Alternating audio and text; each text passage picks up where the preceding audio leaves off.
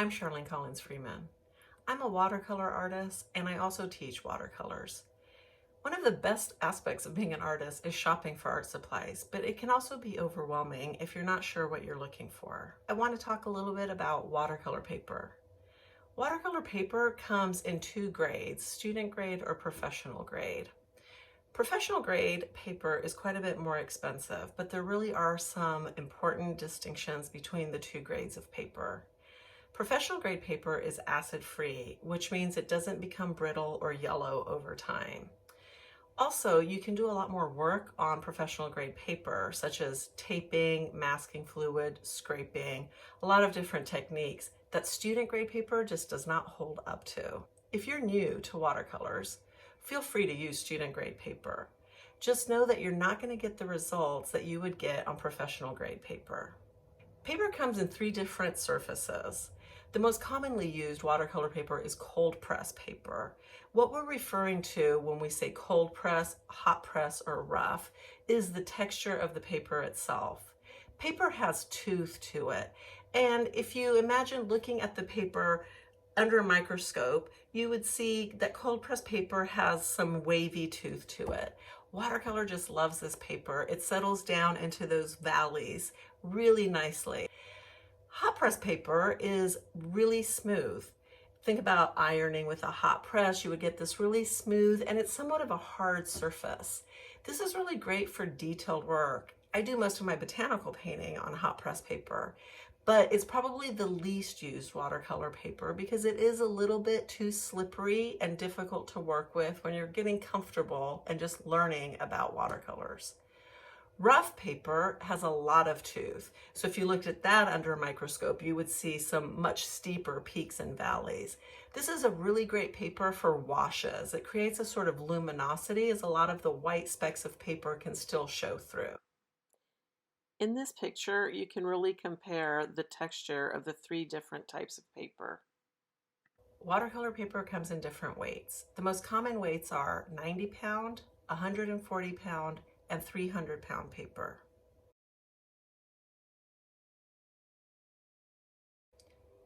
The weight is determined by weighing a ream, which is 500 sheets of paper. 90 pound, I think, is just too thin for real watercolor painting. It's fine for sketchbook paper. 140 pound is probably the most commonly used weight of watercolor paper. It's cheaper than the 300 pound and it behaves beautifully with watercolors. Because it is thinner than the 300 pound, it will buckle as you paint. So for this reason, most artists who use 140 pound paper will stretch it before they use it. 300 pound paper is beautiful. It has the thickness almost of cardboard, and it rarely needs to be stretched. It is so thick that it can accept a lot of water and a lot of paint, and it doesn't buckle. It is, however, about twice as expensive as 140 pound paper. Also, if you want to do watercolors in sketchbooks, I really recommend that you avoid the mixed media sketchbooks and get sketchbooks that are specifically for watercolors. My favorite two brands are Stillman and Byrne, and Stillman & Byrne has two watercolor sketchbooks. One is called Beta, which is cold press paper, and the other one is their Zeta series, which is hot press paper. Another one of my favorites is the Pentalic Aqua Journal. I really love the paper quality in that. The color of watercolor paper tends to be white, but it can change quite a bit from manufacturer to manufacturer. And even within those brands, they will have different varieties of white, such things as bright white, natural white, warm white. Some have a more bluish tint, some might have a little creamier tint. My favorite paper is Arches Natural White. This image gives you an idea of the variety available. Watercolor paper comes in different formats. You can buy it as loose sheets, rolls of paper, pads of paper, and blocks of paper. I prefer the single sheets, which I buy at 30 by 22. That's a standard full-size sheet. If I don't want to paint that large, I can cut it down. Other people prefer the blocks. Blocks have glue on all four sides, so you don't have to stretch that paper, but you do need to leave it on the block until your painting totally dries. Then you can remove it and it'll have dried to a nice flat surface. So in a sense, blocks create the stretching for you. You can also buy paper in pads, which just means they're only glued on one side or they have a spiral. Typically, those are student grade papers. Here are the loose papers that I like to buy. I buy them at full sheets, which is 30 by 22. You can also buy single sheets pre-cut. Or if you're going big, you can buy a roll. This one is 44.5 inches by 10 yards. Then we have blocks of paper, which are glued on all four sides. Or you can buy pads of paper, which are either glued on one side or spiral bound. And then there is also boards, which are papers adhered to boards. One other aspect I'd like to talk about with watercolor paper is sizing. It is a process that is done by the manufacturers. They coat the paper with a starch-like substance to make it better able to absorb the watercolor paint. Student grade paper tends to only be sized on one side. Really nice professional grade paper is often sized on both sides. My favorite paper is Arches. I hope this helps you identify what kind of paper you want. To review, you want to consider if you want to buy student grade or professional grade. Consider the weight. Consider also the color of the paper. A big consideration is the surface of the paper. Will it be hot press, cold press, or rough? This really has more to do with personal preference. They're all really great papers. Consider the format. Do you want to buy it in a block? Do you want to buy loose sheets? Do you want to buy it in a pad? If you like to paint really big like I do, you can buy paper in rolls. I think that about covers it for watercolor paper. Now let's talk about watercolor brushes. With watercolor brushes, there are three variables to consider. One is the hair on the brush, one is the size of the brush, and the other one is the shape of the brush. Brushes can be made from natural hair, such as from Kolinsky sable, which is really prized, or squirrel, or ox, or goat hair. Brushes are also made synthetically, and then there are brushes that have a mix of the synthetic and the natural hair. The natural hair lasts longer and tends to be much better quality.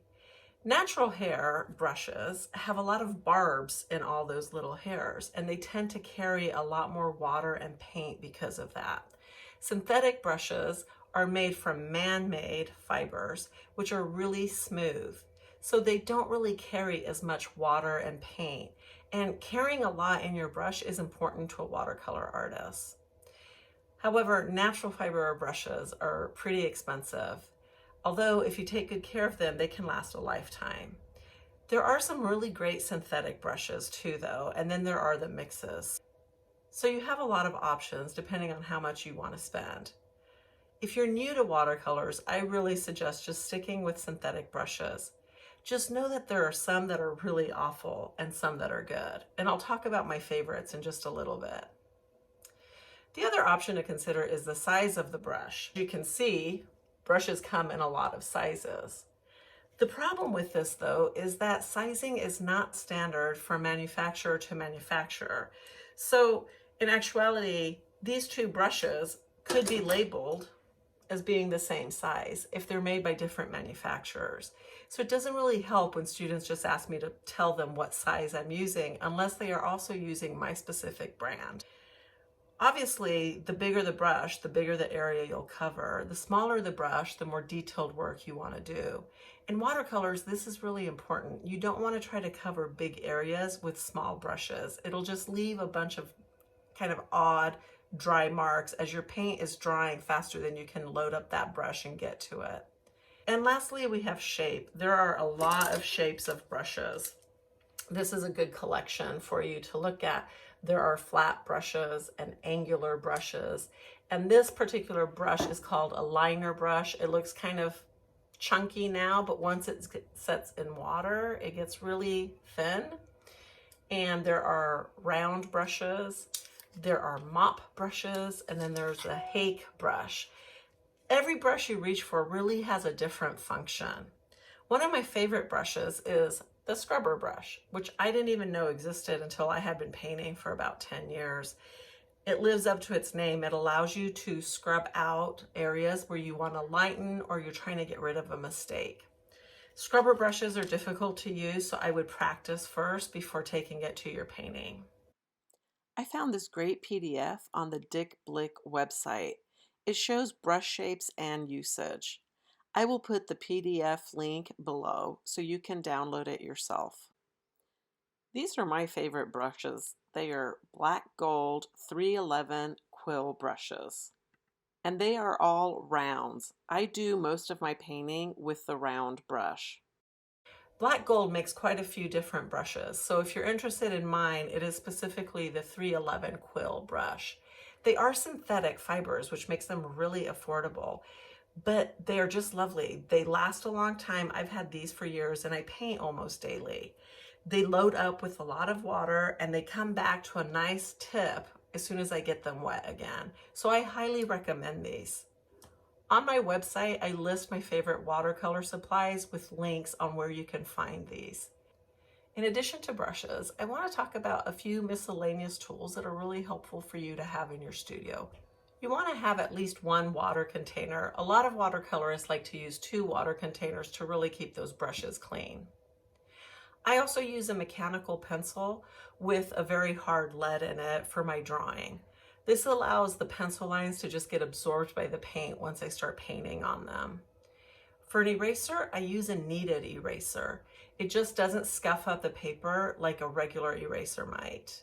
You definitely need paper towels, or my favorite is just taking a really old soft t-shirt and cutting it up. I use these to blot my brushes and control how much water is in the brushes.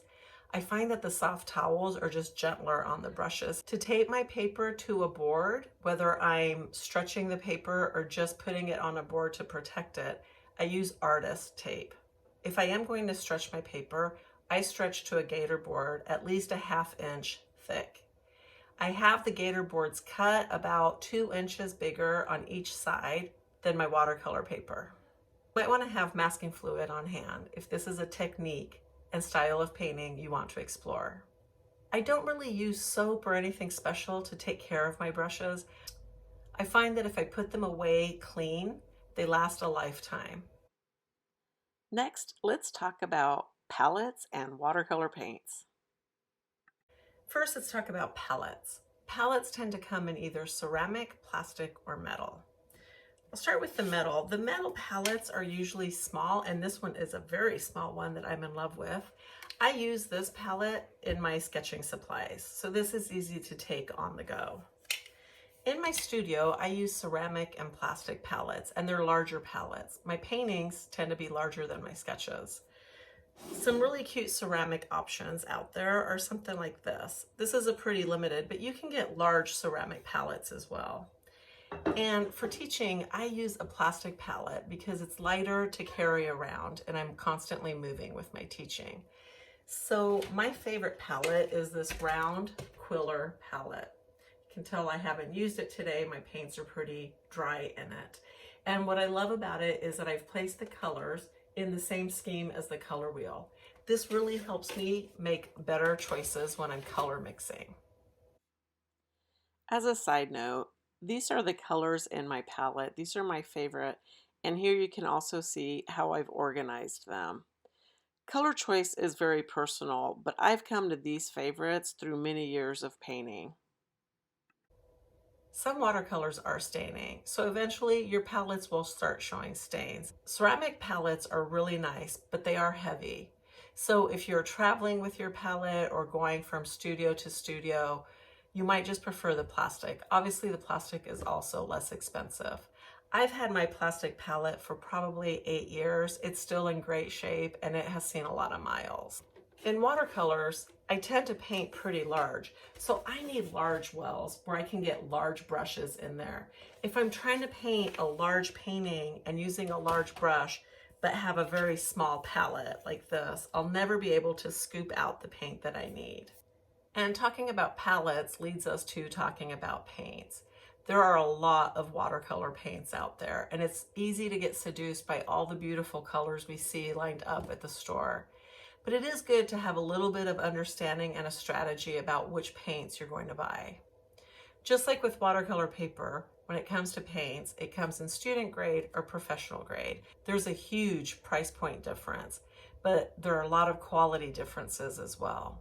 Watercolors can come in tubes, which have the consistency of toothpaste, or they can come in hard little blocks that are like little hard candies. I prefer the tubes. Whether you use tube paints or pan paints is really personal choice. They're both excellent paints. Student grade paints are much more affordable, but they don't really have much pure pigment in them. It's mostly fillers and dyes. The more expensive professional grade paints have almost exclusively pigment and some kind of binder, typically gum arabic or honey. And that is one of the reasons there's a huge price point difference. Professional grade paints also give you a luminosity that is just not possible with student grade paints. They don't fade as quickly as student grade paints, and they mix together beautifully. However, if you are a beginning student, there are some nice student grade paints out there. I even like the Prang, P-R-A-N-G, children's kits of paints if you're going with student grade.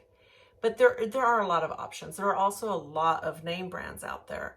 And I feel that a lot of the name brands have all reached a very high standard. My favorite just happens to be Daniel Smith. They're local to where I live. I have a lot of experience with them. I'm really familiar with them, and I love their colors.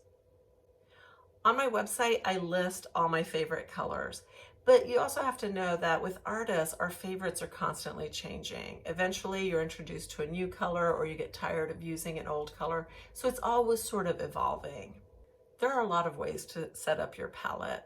I have really organized over the years my system of setting up my paints, and I'm so used to painting with them in a special order that I feel like I could just keep painting without even looking at my palette. My hand would just know exactly where to go.